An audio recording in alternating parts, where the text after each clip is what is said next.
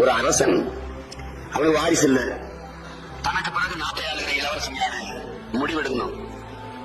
அப்ப என்ன செய்யறான், அவன் ஒரு 12-13 வயசுல இருக்கிற சிறு பிள்ளைகள்ல எல்லாருக்கும் ஒரு தேர்வு வைக்கிறான். ஒரு விதையை கொடுத்து இதை நல்லா முளைக்க வச்சு வளர்த்து கொண்டு வரவன் எவனோ அவன் தான் இந்த நாட்டின் இளவரசன் அனுப்பிடுறான்.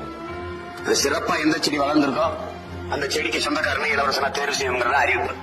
நாட்டில் இருக்கிற பிள்ளைகள் அவங்க பெற்றோர்கள் எல்லாம் பேரார்வம் கொண்டு என் மகன் நாட்டை ஆள போறான், இளவரசன் ஆக போறான், என் மகன் நாட்டுக்கு இளவரசன் ஆக போறான்னு தொட்டியில மண்ணை போட்டு இதுல விதையை போட்டு தண்ணியை ஊத்தி வளர்க்கிறான். எல்லாரும் வீட்டு விதையும் முளைச்சு பிரமாதமான செடியா, பெரிய செடியா அழகா வளர்ந்துருக்கு. அரசர் அறிவிச்ச நாள் வந்துருது, எடுத்துட்டு போகணும். ஆனால் ஒரு ஓலை குடிசையில ஏழை தாயின் மகனா பிறந்த ஒரு சிறுவன் அந்த விதையை போட்டான், தண்ணியை ஊத்துனா முளைக்கவே இல்லை. இப்ப அந்த அரசர் கிட்ட போய் இந்த செடி முளைச்சதை காட்டணும், எந்த செடி உயரமா இருக்கு, எந்த செடி செடி